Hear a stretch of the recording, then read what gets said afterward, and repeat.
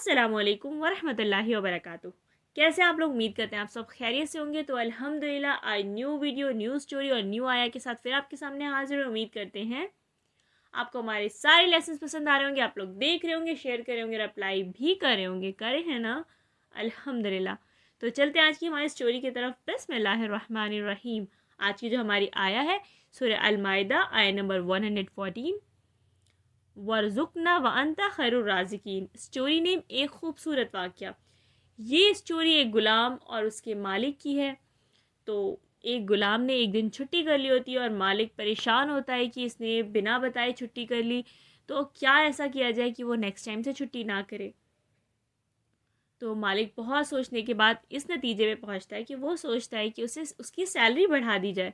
जब उसकी सैलरी बढ़ जाएगी तो वो अपनी सैलरी से खुश होकर इंशाल्लाह वो छुट्टी नहीं करेगा। तो मालिक ने सैलरी बढ़ा दी थी उसकी। मंथ कंप्लीट होता है और उसको अल्हम्दुलिल्लाह जब सैलरी मिलती है तो वो बहुत खुश होता है, चला जाता है। उसके बाद फिर वो वैसे ही रोज़ाना बाकायदगी से आना शुरू कर देता है अल्हम्दुलिल्लाह। और उसके रेगुलर आने से मालिक बहुत खुश हो जाता है ये सोच के कि उसने जो सोचा था उसका फॉर्मूला वर्क कर गया। अब फिर से ऐसे ही वो आना स्टार्ट हो जाता है, वो रेगुलर ऑफिस आ रहा होता है। एक दिन वो फिर से छुट्टी कर लेता है। अब फिर मालिक सोच सोच के परेशान होता है कि ये तो फिर इसने तो फिर बिना बताए छुट्टी कर ली, अब क्या करूं। अब फिर मालिक बहुत सोचने के बाद वो सोचता है कि अब वापस से सैलरी उसकी उतनी ही कर देते हैं जितनी पहले थी। जब वो वैसे भी छुट्टी करा और ऐसे भी छुट्टी करा तो कम ही कर देते हैं।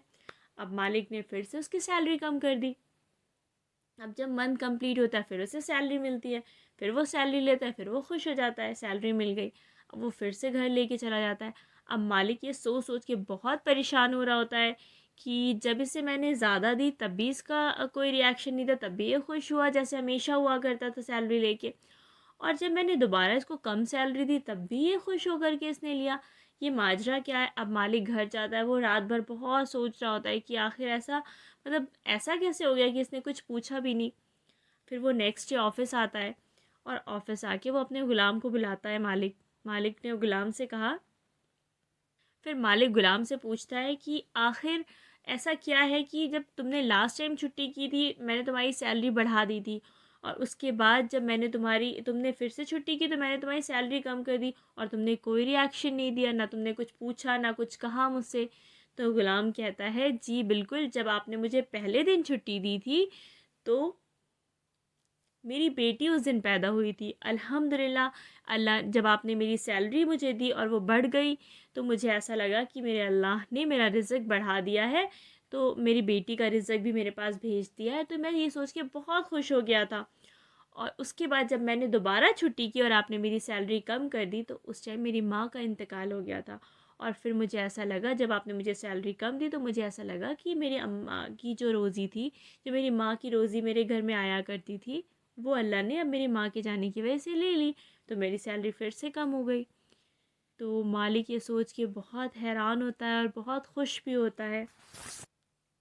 फिर ग़ुलाम बोलता है, जब अल्लाह ने मेरे घर में मेंबर बढ़ाया तो मेरी सैलरी बढ़ी, और जब अल्लाह ने मेरे घर से एक मेंबर को ले लिया तो मेरी सैलरी कम हो गई। तो ये इसमें आपका कोई वो रोल नहीं था।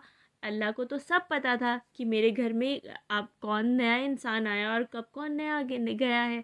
तो अल्लाह ने रोज़ी देनी होती है, किसी इंसान ने नहीं देनी होती है। तो हमेशा हमें अल्लाह से रोज़ी ही मांगनी चाहिए। कुरान में सूरह अल माइदा आय नंबर 114 में है, और हमें रिस्क दे, तू सब रिस्क देने वालों से बेहतर है। अल्हम्दुलिल्लाह, तो अल्लाह से बेहतर कोई रिस्क नहीं दे सकता। क्या उस मालिक को पता था, क्या उसको ये पता था कि उस दिन उसके घर में बेटी आई है और बेटी का रिस्क अल्लाह को देना है? और क्या उसको मालिक को पता था कि क्या उनके घर से उनकी माँ का इंतकाल हुआ है, तो उनके घर से उनका रिस्क उठना है।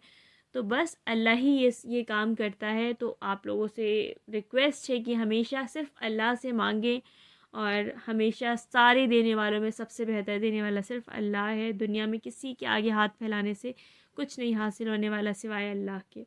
तो इंशाल्लाह दुआ में आप हमें याद रखिएगा। उम्मीद करते हैं आपको ये स्टोरी बहुत पसंद आई होगी। लाइक करिएगा, सब्सक्राइब करिएगा, शेयर करिएगा फैमिली एंड फ्रेंड्स के साथ। दुआ में याद रखिएगा। जज़ाकुमुल्लाहु खैरन कसीरा। अस्सलामु अलैकुम वरहमतुल्लाहि वबरकातुहू।